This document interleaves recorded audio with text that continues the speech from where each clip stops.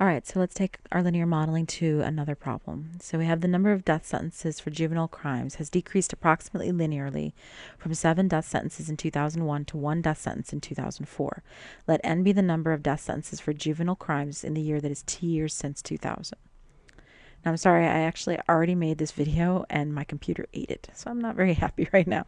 So you're just going to have to bear with me. I've got some stuff underlined and stuff, so you're just going to pay attention. So this part right here, 7 death sentences in 2001. Do you see how that kind of goes together? Right? And then this part over here with the 1 death sentence in 2004, that's going together. Okay? And then also pay attention to that very end right here where it says T is years since 2000. So we got a whole bunch of information in here. Now the first thing they want us to do is, again, write that information as a set of ordered pairs. So sorry about this, but I already wrote it up. I'm not going to rewrite it. So we had T is the calendar year since 2000. Notice that part, right? So that means our starter year is 2000. That's what I wrote over here. T equals 0. That's our starter year. Now, since it's your independent, it's like your X, right?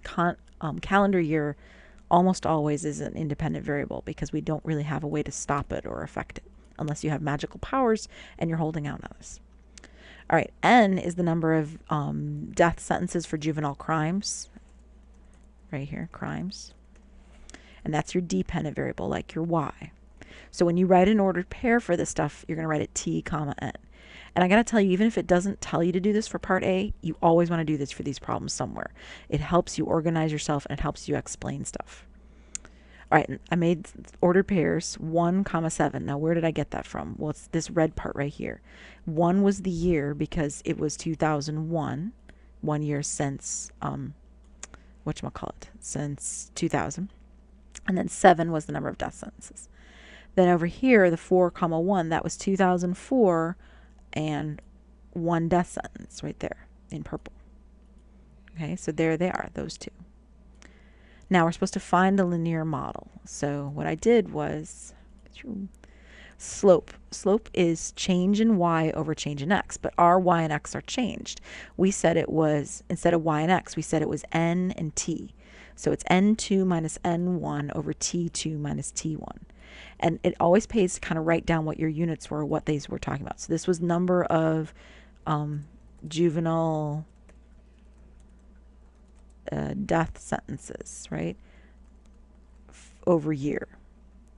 All right, now to fill in the numbers, I just used the n values. So our first, or excuse me, n2 was 1, over here, that purple 1, and then n1 was 7, that's that red 7, over 4 minus 1, that's that purple 4 minus that red 1. And then you find that that's negative 6 over 3, which is equal to negative 2 over 1, or if you like, just negative 2. Which is how we would write it most often. All good? All right, now we've got the slope. What are we going to do with it?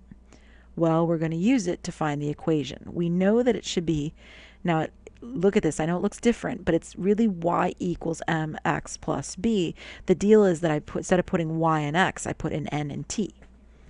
All right, so then I say, okay, I know that the slope is negative 2, so I'll substitute that value. N equals negative 2t plus b, because we just found negative 2 to be the slope. And then I substituted in a point. I picked the red one, but you could have picked the purple one. So I picked 7 equals negative 2 times 1 plus b. Don't forget that they kind of switch order. The 7 was the back in the ordered pair, but it goes over here on the left in the equation. All right, so negative 2 is what negative 2 times 1 is. That's fine. And then you want to add 2 to both sides, because you got to, if you do it to the right, you got to do it to the left, which means that b is 9 right there. Okay? And once you know b is 9, then you have all the parts you need. You say, okay, n equals negative 2t plus 9. Boom, we have our equation. And it's linear because it's in that y equals mx plus b form, even though it used different letters than y and x. Now, what was the slope? Well, the slope was negative 2 over 1, or just negative 2 if you want to think of it that way. And don't forget, that was the number of juvenile death sentences over the year, right? Over years. So you use those words to help yourself interpret it. Let me close that. So we say for every one of the x's, for one of that bottom value. So it was for every year that goes by, for every year that passes, every year after, you know, 2000, the number of juvenile death sentences, or juveniles being given death sentences, or juvenile sentenced for to death, or something like that, some English phrase that says what we're trying to say. It decreases. Now, why decreases? Because our slope was negative by 2. All right, now what was the n-intercept? Now, the n-intercept is when t is equal to 0, right? So if you put 0 into this equation, 0 times negative 2 is 0, and you end up with 9. In other words, you were looking for the y-intercept, but we all know that in y equals mx plus b form, that b value, 9, is the y-coordinate of the n-intercept, or the y-intercept. Now, you have two numbers there, a 0 and a 9, and you have to explain both of them. So you say, in the year 2000, that was our starter year, right? We wrote it right up here. 2000 was 0. In 2000, there were about 9 juveniles sentenced to death. All right, done with that problem. Let's move on to the next one. And as you can see, I already kind of color-coded this a little bit. That's all right.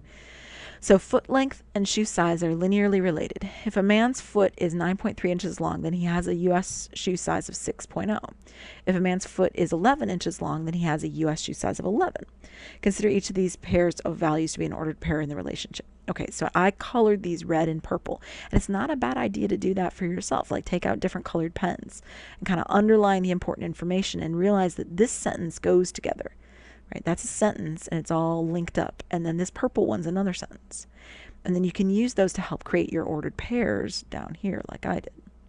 But first things first, we got to set up our variables. And even if you're good at these kind of problems, it pays to set up your variables in words, what they're talking about.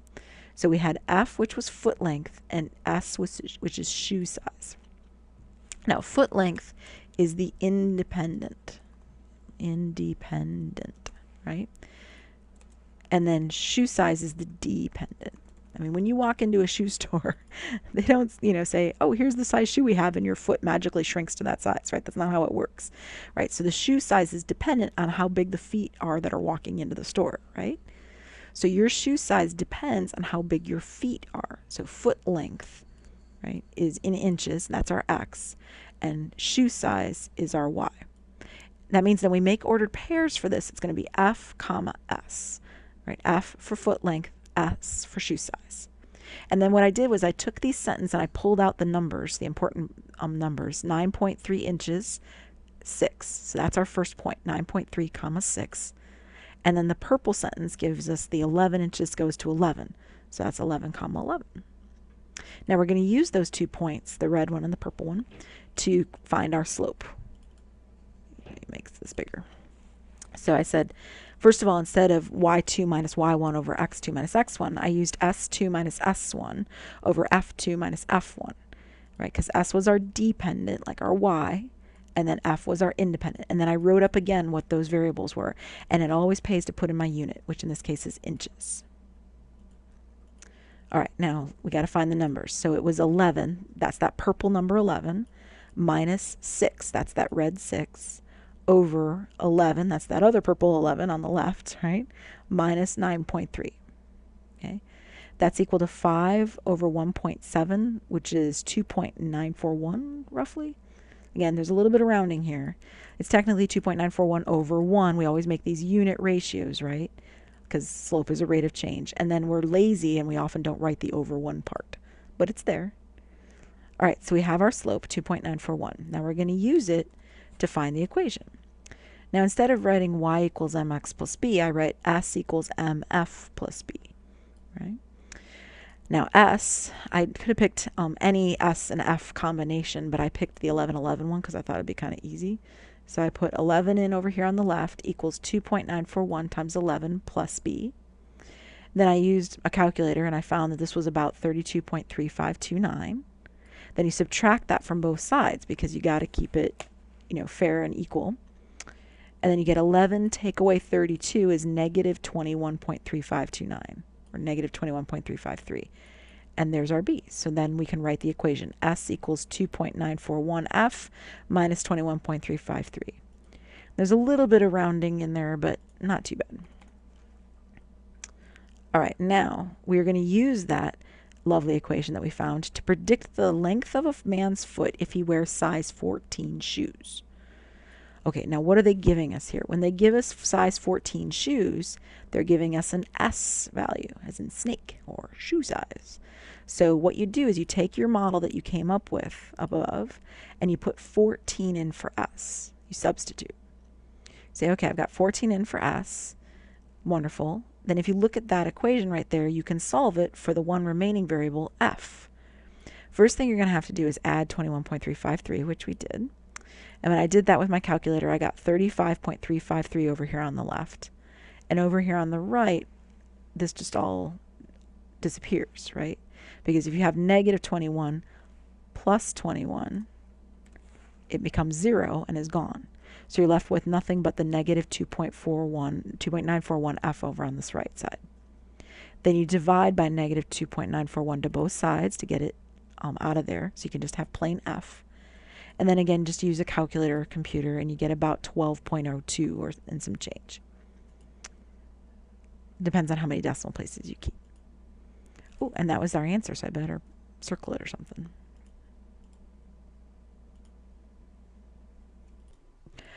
All right, let's read through the next one. And as you can see, I've already started off on coloring some stuff for us. The usage of natural gas for vehicles in the United States was 8.3 million cubic feet in 1997 and is increasing by 1.78 million cubic feet per year.